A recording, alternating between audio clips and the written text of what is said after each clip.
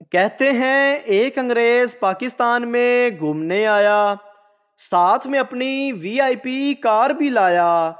پاکستانی سڑکوں پر کار چلاتے چلاتے ایک سنسان جنگل میں کار خراب ہو گئی۔ انگریز پریشانی کی حالت میں ادھر ادھر دیکھنے لگا تاکہ کسی سے کوئی مدد طلب کر سکے۔ وہاں سے ایک پاکستانی ڈرائیور کا گزر ہوا۔ انگریز نے کار روکنے کا اشارہ کیا۔ جب کار رکی تو انگریز نے کہا، میری کار میں کچھ خرابی ہو گئی ہے، آپ کچھ مدد کر دو۔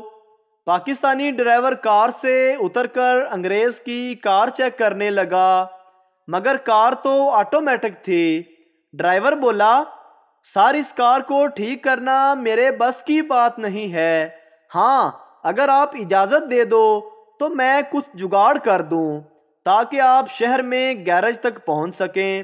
انگریز نے کبھی جگاڑ دیکھا نہ سنا، جی بالکل جگاڑ ہی کر دو۔ پھر انگریز شہر تک پہنچ ہی گیا۔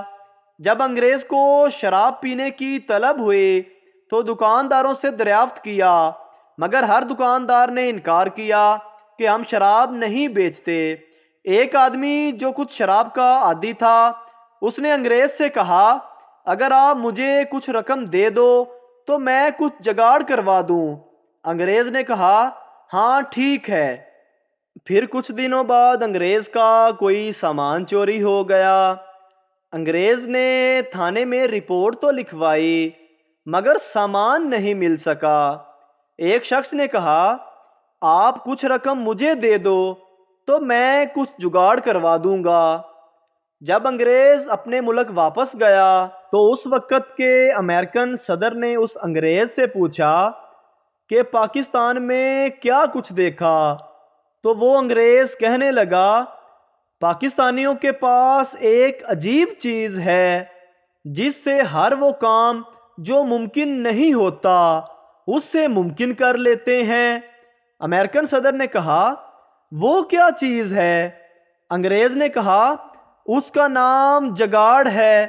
جب پاکستانی وزیر اعظم امریکن صدر سے ملے تو امریکن صدر نے کہا، ہمیں پاکستان سے ایک چیز چاہیے۔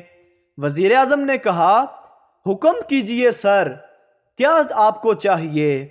امریکن صدر نے کہا، ہمیں جگاڑ چاہیے۔ وزیر اعظم نے معذرت کرتے ہوئے کہا، ہم یہ چیز نہیں دے سکتے کیونکہ ہمارا پاکستان ہی خود جگاڑ پہ چل رہا ہے۔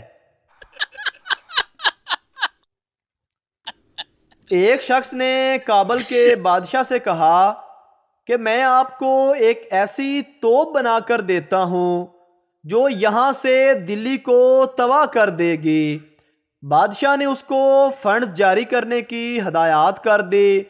خیر توپ تیار کی گئی اور ایک دن بادشاہ کے سامنے اس کا مظاہرہ رکھا گیا۔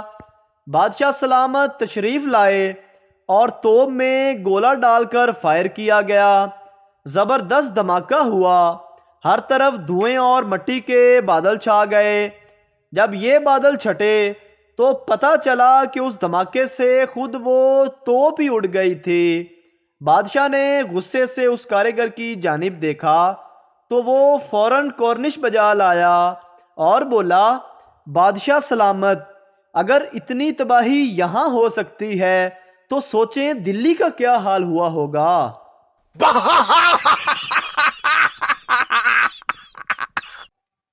ایک ارب پتی رانا صاحب اپنی بیوی کے ساتھ 5 اسٹار ہوٹل کے ریسٹورنٹ میں ڈنر کر رہے تھے۔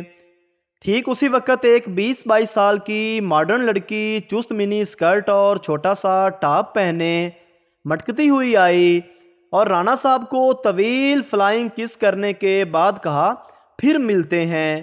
یہ کہہ کر مٹکتے ہوئے چلی گئی۔ بیوی ہکا بکا لال پیلی ہوتے ہوئے چیخی، کون تھی وہ لڑکی؟ رانا صاحب اطمینان سے بولے، ارے وہ ایسے ہی گرل فرینڈ ہے میری۔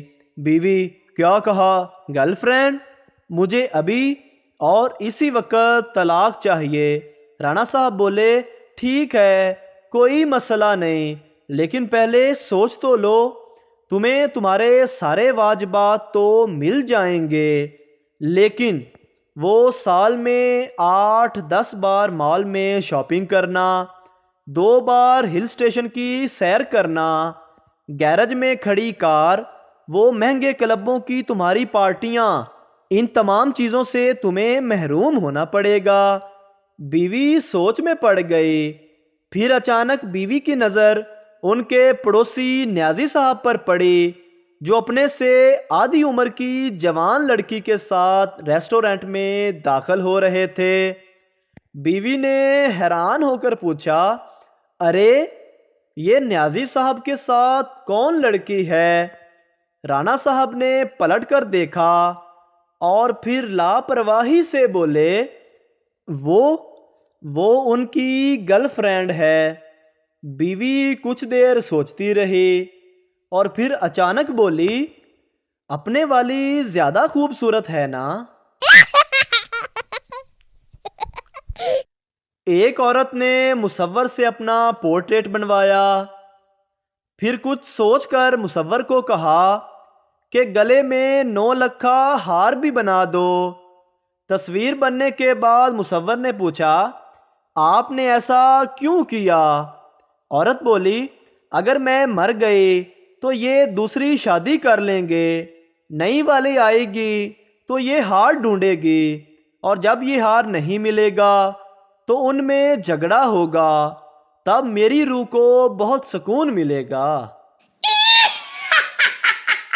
ایک پہلوان کو جب ٹرین میں بیٹھنے کی کہیں جگہ نہیں ملی تو اس نے انگریز بڑھیا سے درخواست کی، محترمہ اپنا کتا سیٹ سے نیچے اتار دیجئے تاکہ میرے بیٹھنے کی جگہ نکل آئے، میرے کتے کو ہاتھ مت لگانا۔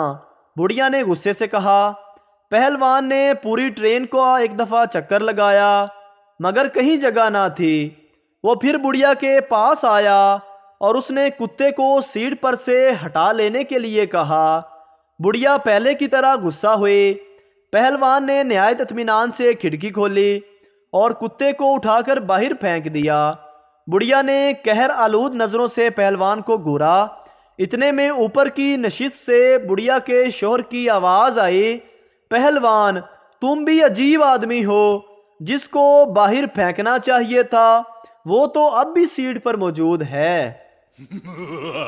ایک سردار شادی کے بعد ہی دوسرے ملک چلا گیا۔ 5 سال بعد واپس آیا تو گھر میں داخل ہوتے ہی 3 بچے پاپا پاپا کہتے ہوئے آئے۔ سردار یہ کیا ہے؟ بیوی بولی، آپ میرے لیے پردیس گئے تو کیا میں آپ کے لیے اتنا بھی نہیں کر سکتی؟